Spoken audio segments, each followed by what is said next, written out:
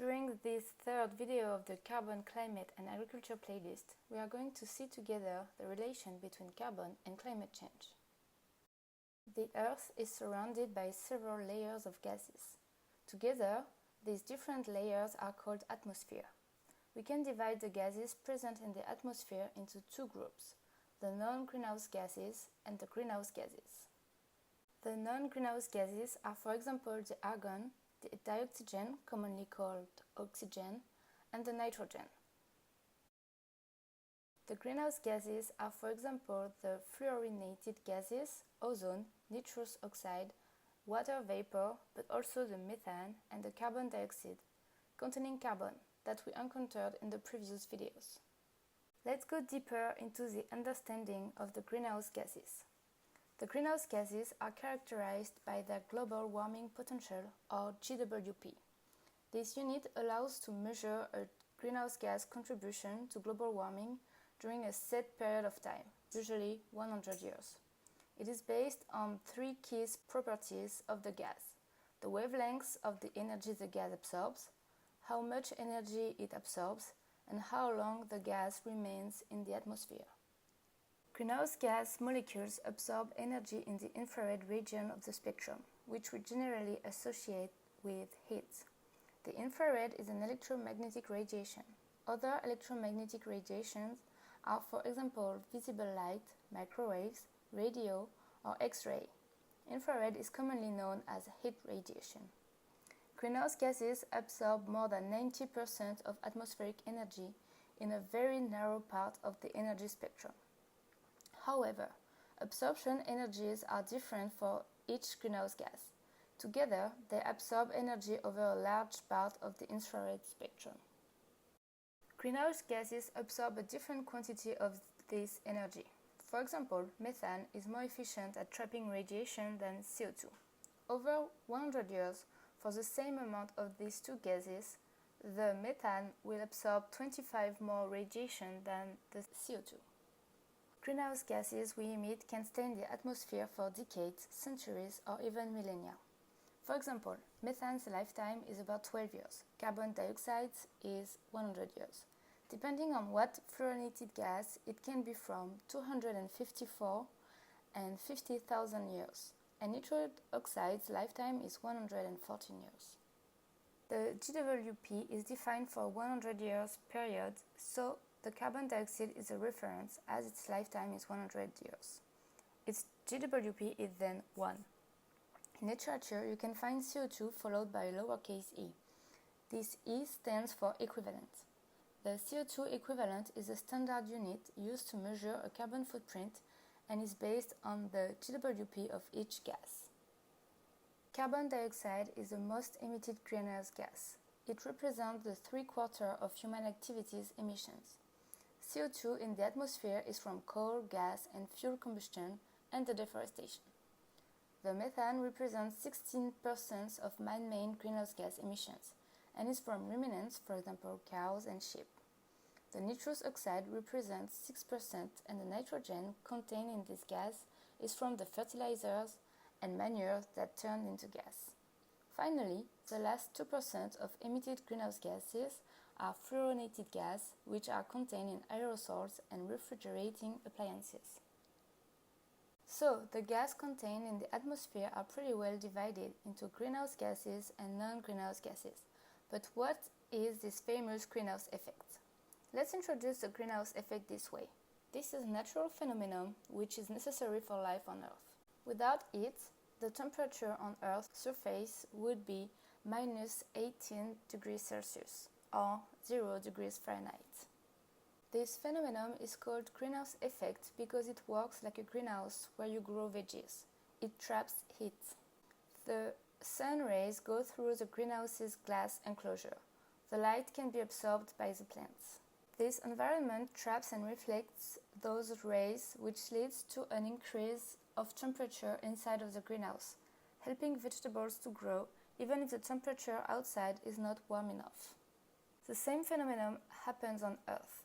Part of the sun rays go through atmosphere and reach Earth's surface. The surface heats and emits infrared that are partly trapped by greenhouse gas, so the atmosphere can warm up and reach globally 15 degrees Celsius or 60 degrees Fahrenheit. But human activities have an impact on greenhouse effect. The use of the fossil energy such as petrol, coal, gas releases a part of carbon stored in soil. These activities are leading to an increase of greenhouse gas concentration in the atmosphere, which leads to an increased greenhouse gas effect and a rise of temperatures. This phenomenon is further explained in the carbon cycle video of the playlist.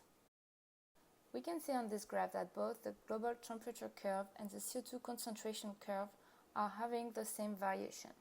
There is an increased CO2 concentration in the atmosphere and a rising of temperature since the beginning of industrial era in the first half of 1800s.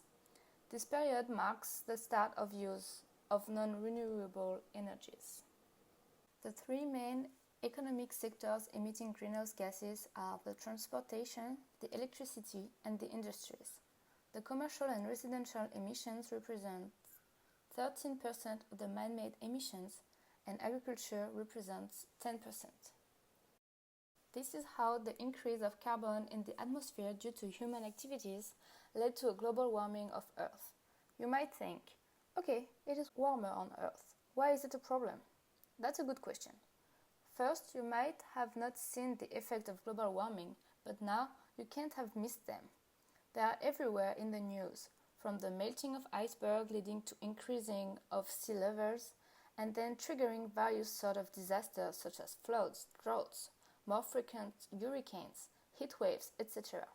These dramatic events happen more often everywhere in the world, and it won't slow down. In order to reduce the greenhouse gas emissions, different strategies have been tried. The first attempt we are going to see together is carbon pricing, which consists in putting a price on carbon emissions. The carbon pricing includes the carbon tax and the cap and trade system. With the carbon tax, the government sets a price of CO2, but not the quantity, while with the cap and trade system, the government sets the quantity of emissions, but not the price. This carbon tax is imposed by governments on companies that are burning fossil fuels, aka coal, oil, gasoline, and natural gas. The cost of this fee is likely passed on the consumers, who might adjust their buying habits as price change. Here is the map of the countries applying a carbon tax. In the US, 12 states have active carbon pricing programs that led to successful reducing of greenhouse gas emissions. It is interesting to note that a quarter of the US population lives in these states. California and Washington state have a cap and trade system. California's program was the first multi-sector cap and trade program in North America, while Washington state enacted a cap and invest legislation that will take effect in the beginning of 2023. The 11 Northeast states, Connecticut, Delaware, Maine, Maryland, Massachusetts, New Hampshire, New Jersey, New York, Rhode Island, Vermont, and Virginia, are part of the Regional Greenhouse Gas Initiative, also called RGGI, which is the first monetary cap and trade program in the United States to limit carbon dioxide emissions from the power sector. Finally, Massachusetts has implemented an additional cap and trade program for its power sector that will extend out to 2050. Greenhouse gas emissions and global warming are concerns since the late 1980s. Over the years, several countries have worked together to find a solution to this problematic. We are going to see together these different attempts. In 1988, the Intergovernmental Panel on Climate Change, or IPCC, has been created. This group is responsible for the scientific monitoring of global warming processes. In 1992, the Earth Summit took place in Rio de Janeiro. During this summit, the existence of climate change and the human responsibility of this phenomenon have been recognized. It imposes on industrialized countries the responsibility to stabilize the greenhouse gas concentration in the atmosphere at a level that does not endanger the global climate. 197 countries and the European Union ratified it. The Kyoto Protocol has been adopted in 1997, during which 37 countries committed to binding targets for reducing their greenhouse gas emissions to achieve a global reduction of 5.2% between 2008 and 2012 compared to 1990. 193 countries have since ratified the protocol, which entered into force in 2005.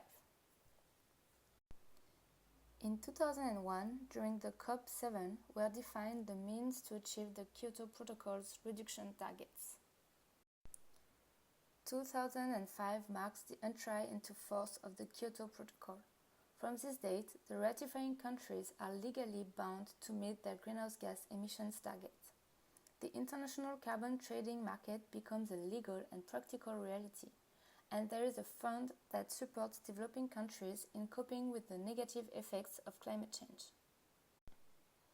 2005 was also ranked the warmest year since the end of the 19th century by a NASA report. The Earth has warmed by 0.8 degrees Celsius or 33.5 degrees Fahrenheit over the past century, and by 0.6 degrees Celsius or 33 degrees Fahrenheit over the past 30 years. In 2007, the IPCC publishes its fourth report in which the human responsibility in global warming is established. The COP15 took place in 2009 and participants agreed on the objective of containing global warming below 2 degrees Celsius or 35.6 degrees Fahrenheit by the end of the century. Developed countries also committed to raise financement of $30 billion for the 2010-2012 period and $100 billion per year in 2020. In 2010, the Emission Cap Report concludes that emissions reduction commitments are insufficient to reach the 2 degrees Celsius or 35.6 degrees Fahrenheit objective. That was a timeline from 1988 to 2010. Now, let's jump to the timeline from 2012 to present. 2012 was marked by the expiry of the first commitment period of the Kyoto Protocol. A second commitment period for this protocol began on 2013 for a period of 8 years.